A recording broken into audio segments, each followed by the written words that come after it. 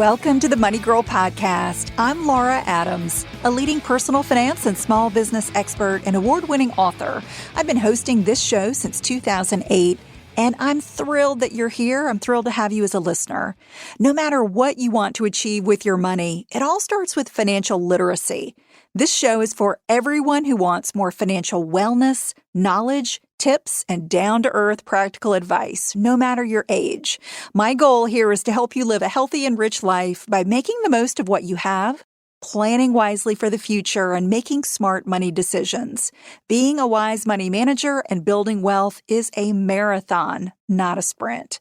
If you're feeling frustrated about not being where you want to be with your money, or maybe you're doing great, but you just got questions about things like credit, debt, retirement, investing, insurance, taxes, real estate, business, money mindset, and more, you're in the right place. We cover all those topics in the show. Last week, I was out of town for a few days celebrating a friend's wedding in New Smyrna Beach. We had an amazing time. I haven't danced that hard in a long time. So I pulled a great show from the archives for you that I hope you'll enjoy, and I'll be back next week with a brand new show. Getting your finances in shape is exactly what today's show is about. So if you're ready to get more clarity about how to make important financial decisions and really get serious about making progress, stay with me. I think you'll love this show. This is episode number 506 called Should You Pay Off Debt Before Investing? To see notes from this episode, go to the Money Girl section at quickanddirtytips.com, and there you'll see a section called Money Girl's Recent Tips. And if you're looking for the full archive of podcasts, they're also on the Money Girl section at quickanddirtytips.com. They're in a section under the tips called Money Girl's Archive. Not being sure about whether to use your spare cash to pay off debt or to invest is a really common dilemma. I hear this question from a lot of different people, no matter their age or stage in their finances. And it's definitely important to accomplish both, but you've only got so much money to go around. So how do you know which to focus on first? If you're not sure about the next move to make, it's easy to feel stuck and never make progress with your personal finances. So in this podcast, I'm going to cover the main pros and cons of paying off debt before investing. Plus, I'm going to give you a simple method to prioritize your precious resources so you can accomplish key financial goals and build wealth as quickly as possible. Too often, I think we get bogged down by a specific financial decision or a specific dilemma without kind of picking our heads up and considering the big picture of our financial life. To make the best decisions, you've got to step back. That's really wise. Step back, take a holistic view of your entire financial life, and I think that will help you make decisions. I created a simple three-pronged approach that I call the PIP plan, P-I-P. And those letters stand for prepare, invest, and pay off. I'd like you to use this as a touchstone when you're considering how to allocate your money wisely. So consider doing these in order, and we'll go through them one by one. So the first is prepare for the unexpected. Life is full of surprises, right? And you probably know that many of them can seriously drain your bank account.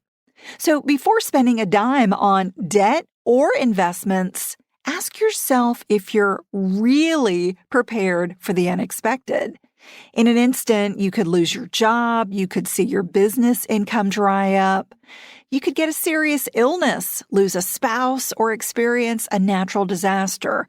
I know it's not fun to think about all these different types of devastating situations, but they happen. They happen every single day.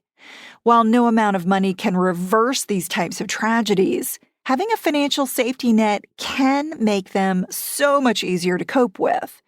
So what you're going to need for your life and what could come up that's unexpected is going to depend on factors such as your living expenses, your debt payments, your income, and whether you have dependents. At a minimum, I want you to strive to maintain an emergency fund equal to 3 to 6 months worth of your living expenses. For instance, let's say you spend $3,000 a month on essentials. Those might include housing, utilities, food, and debt payments. If that's your level of essential living expenses, make a goal to keep at least 3 times that amount, or $9,000, in an FDIC-insured bank savings account. And I can already hear many of you saying, "Oh my God, that's way too much money. I can never accumulate that much." Well, you got to start somewhere. I would say if accumulating 3 times your living expenses seems just way out of reach, don't worry. Just get started with a small goal, such as saving $100, $500, and then $1,000, until you have at least 1 month's worth of security on hand. And of course, I want you to continue building that up until you've got, as I said, a minimum of 3 to 6 months worth of expenses. But having even a small cash reserve is better than nothing, right? Because that can be the difference between going into debt or staying safe. That small amount can keep you from getting into trouble in the first place if you hit a financial rough patch in your life. And who has not hit a financial rough patch in their life? It's happened to all of us, and it's likely going to happen to all of us in the future. So you always want to stay prepared. And I talked a lot more about emergency money in podcast number 401, called "Should You Invest Emergency Money or Keep Cash?" In that show, I cover a lot more about how to calculate how much reserve money you need and the best places to keep it. In addition to maintaining enough emergency money to stay safe, another key way to prepare for the unexpected and to stay out of debt is to have the right kinds of insurance.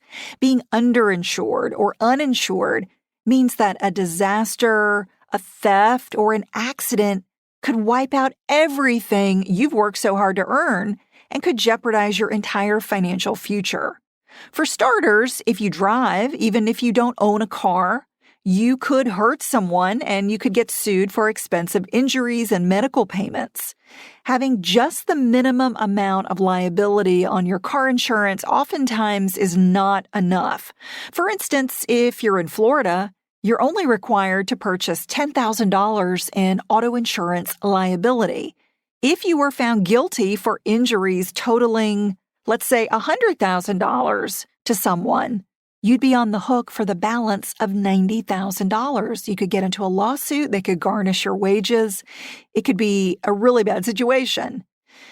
Then there's also homeowners and renters coverage. If you've got a mortgage, lenders are going to require you to have home insurance. But most renters go uninsured, and that's a big, big mistake. Renters insurance is a bargain for the protections that you get, and it might cost less than $200 per year on average. Just like a homeowner's policy, renters insurance covers some amount of your personal belongings, your liability, and your living expenses if you're forced to move out after a disaster. And all of those coverages are customizable, so you can increase them or decrease them as you like. The more income and assets you have, the more coverage you need to stay safe. So consider adding an inexpensive umbrella liability policy for additional protection above and beyond what you already get on your auto or your home or renter's insurance. And no matter what does or doesn't happen to the Affordable Care Act, known as Obamacare, everyone should have health insurance to protect your finances. All it takes is one visit to the emergency room or a short stay in the hospital to rack up a massive medical bill that could turn your financial world upside down. And the last insurance that I'll mention to stay safe is life insurance. Life insurance is a must for anyone with family who would be hurt financially if you died. You can protect loved ones with a pretty inexpensive term life policy. It may not cost more than about $200 a year for a $500,000 benefit if you're in relatively good health. The bottom line is that if you don't have an emergency fund and you don't have insurance that's critical for you and your family's safety, you're not ready to pay off debt ahead of schedule or to invest. Now, the only exception I'd say would be to pay off any dangerous debt that you might have. These could include really serious things like overdue child support, tax liens, and accounts in collections. These are important to address quickly because they can wreak havoc on your entire financial life. So those types of dangerous debts need to be addressed as quickly as possible. Okay, so we've covered the P in my PIP plan, which is prepare for the unexpected. The I stands for invest for the future. Once you're prepared for the unexpected events that could be around the corner, it's time to turn your attention to the future. Unless you're expecting a big company pension or inheritance, your next priority should be to put a comfortable retirement on autopilot. And unfortunately, U.S. citizens cannot even think about relying exclusively on Social Security payments for retirement. The average benefit is just $1,000 per month. That's less than the poverty level. Social Security was never meant to be your sole resource for retirement. And of course, no one knows the future of that program. So it's your responsibility and no one else's to fund your own retirement by investing on a regular basis as early as possible. If you've got a retirement plan at work, like a 401k or a 403b, that's the first place that your savings should go. Now, don't freak out if you don't have a workplace plan. Maybe you work in a small company that doesn't have a plan offered to employees, or maybe you're self-employed. It's no problem. Just about everyone can have an IRA or individual retirement arrangement. And there are even accounts for the self-employed, such as a SEP IRA or a solo 401k. And if these are of interest, I've done shows on these types of retirement plans. One that you might look at is podcast number 422, called 5 Retirement Options When You're Self-Employed. And in general, you can even max out multiple retirement accounts in the same year. Workplace plans are some of my favorite, though, because they're loaded with benefits, including automatic payroll deductions, employer matching, and federal legal protection from creditors. And depending on the state where you live, different types of IRAs may also come with legal safeguards that keep your funds safe.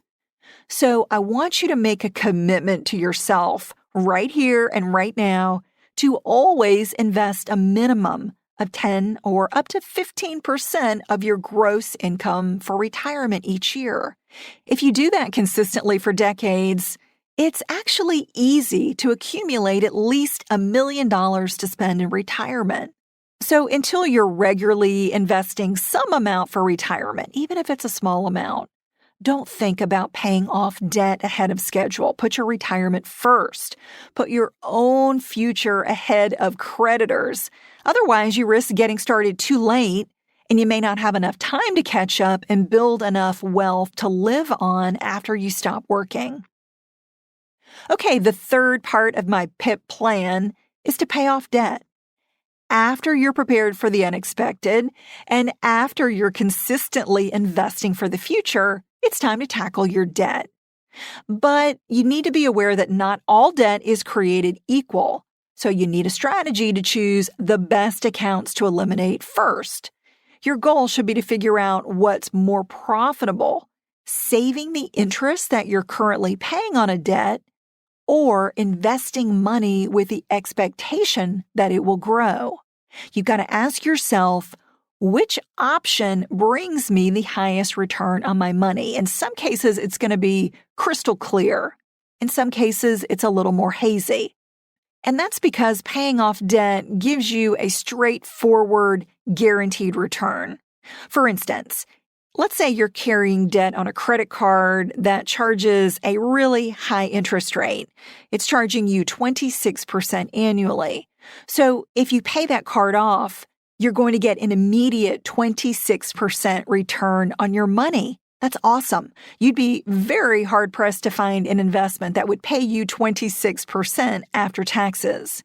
So paying off that high-interest debt is a much smarter financial move than investing. But as I mentioned, it's a tougher call when you've got more reasonable debt, such as a 4% mortgage or a 5% student loan. And what complicates the debt versus investing issue is that taxes come into play. They're important to consider because they make some investments less profitable and some debts less expensive.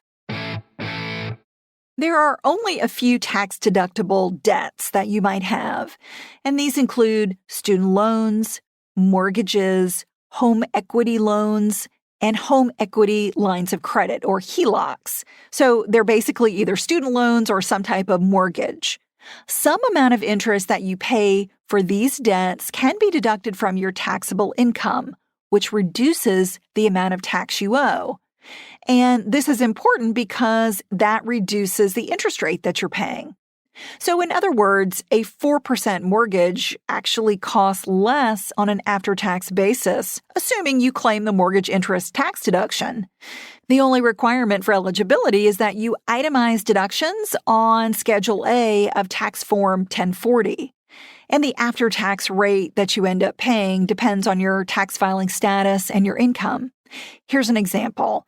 Let's say that you've got a $200,000 mortgage and you're paying 4%. So at that rate, you're going to pay $8,000 in interest this year. If your average income tax rate is 25%, if you deduct $8,000 in interest from your taxable income, you save $2,000 in taxes. So instead of paying $8,000 in mortgage interest, you really pay $6,000 after taxes.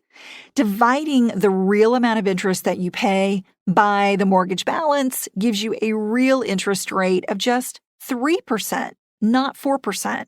And by the way, I'll put the math for this example in the show notes, which will be in the Money Girl section at quickanddirtytips.com. You're allowed to deduct the interest you pay on first and second mortgages for up to $1 million in mortgage debt, or up to $500,000 if you're married and file taxes separately.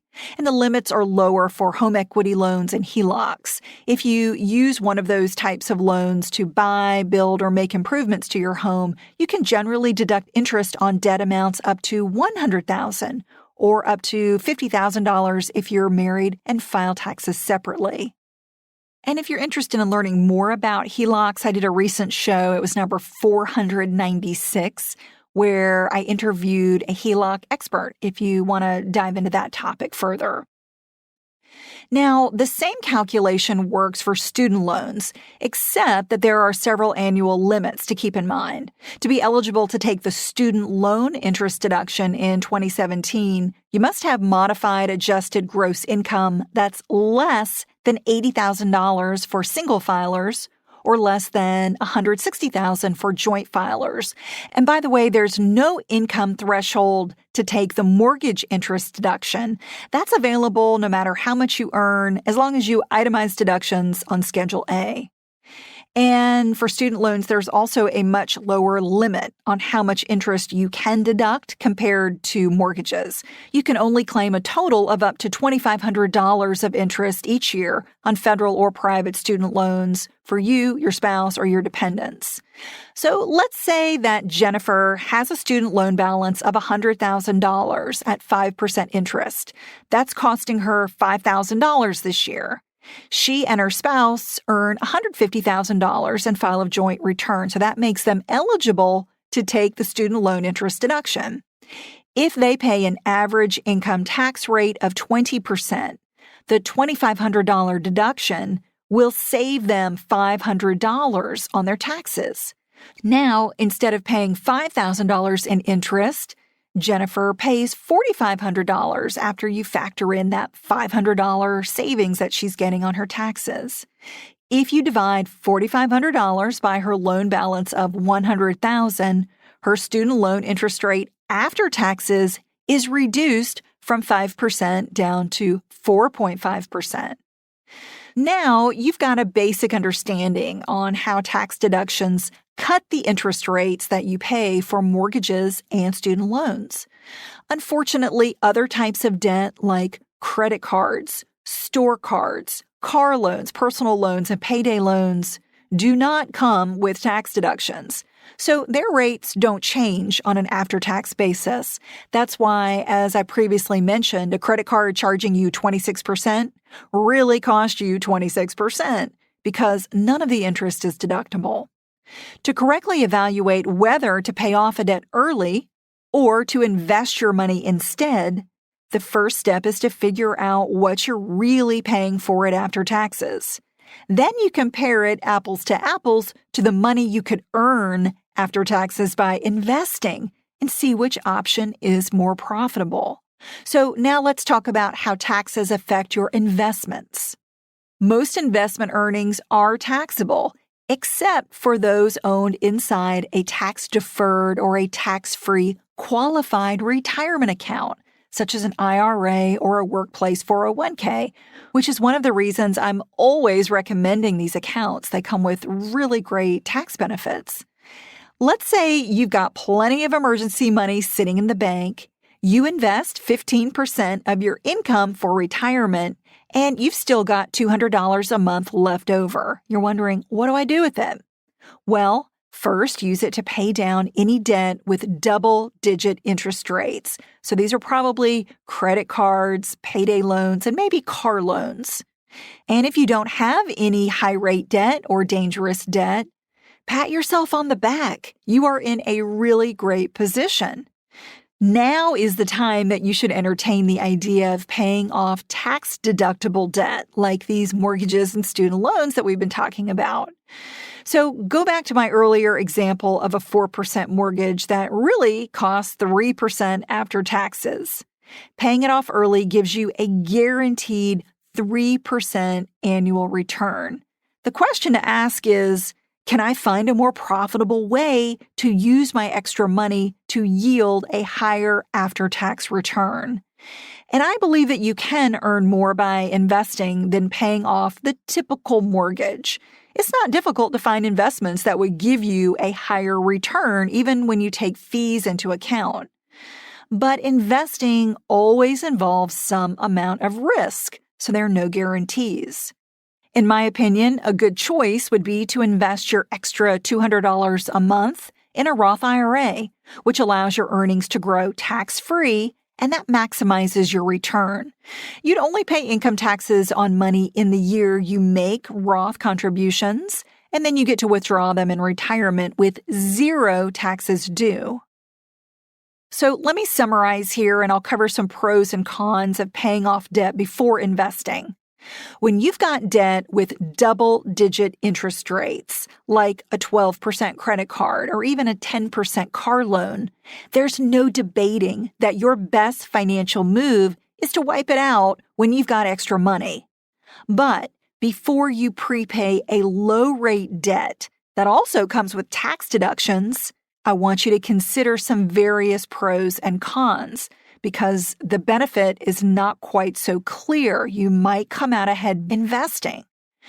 Some people are going to argue that getting rid of a low-interest debt is better than investing money. They might say, well, even if you miss out on some higher potential investment returns, at least you get peace of mind when you pay off a low-rate debt. You know that you're going to enjoy that guaranteed return, even if it's very low and very conservative. But the flip side of that argument is that you could invest money to build wealth at a much higher rate than you're paying for that low-rate mortgage or student loan.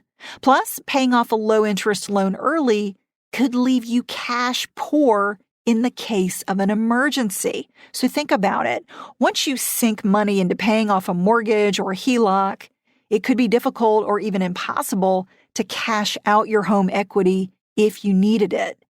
The value of your home could go down, or your credit worthiness could plummet. Maybe you lose your job and you may not qualify to refinance your home in a financial pinch. Also, having a fixed, low-rate mortgage can be a smart hedge against potential inflation. If interest rates go up, your fixed mortgage payments stay the same, and they would definitely cost you less in the future than they do now. So for all of these reasons, I am not a fan of prepaying a mortgage or a student loan ahead of schedule. I would recommend making those minimum payments and hanging onto your cash, investing it instead for a higher return. As you can see, there's a lot to consider in the debt versus investing question. Again, my advice is to invest your extra money when the after-tax earnings should be higher than the after-tax interest rate that you're paying on the debt. However, the best choice for you depends on your risk tolerance.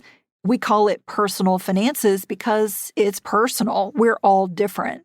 Decisions that make you feel comfortable may seem very risky to the next person.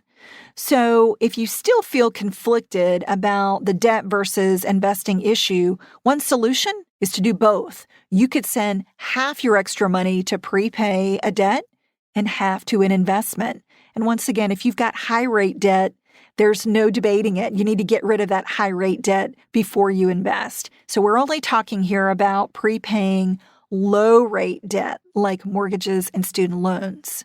Once you take care of yourself by building an emergency fund, having insurance, and investing 10 to 15% for retirement, how you prioritize extra money is really your call.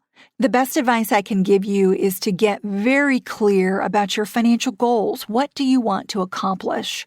And make sure how you spend your money aligns with those values and goals. Thanks so much for listening today. If you're getting value from the show, the best way to give back and let me know is to take a moment to submit a quick 5-star review in Apple Podcasts or wherever you download shows like Stitcher or SoundCloud.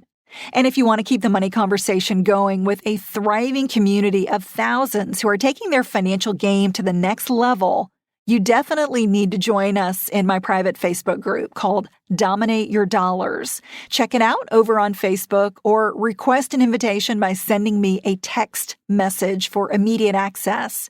Just text dollars, DOLLARS, to the number 33444. I'll see you in the group. You can also visit lauradadams.com, where you'll find my contact page and more about me, my books, and online courses. That's all for now. I'll talk to you next week. Until then, here's to living a richer life. Money Girl is a quick and dirty tips podcast. It's audio engineered by Steve Rickyberg with script editing by Adam Cecil. Our operations and editorial manager is Michelle Margulis. Our assistant manager is Emily Miller, and our marketing and publicity assistant is Davina Tomlin.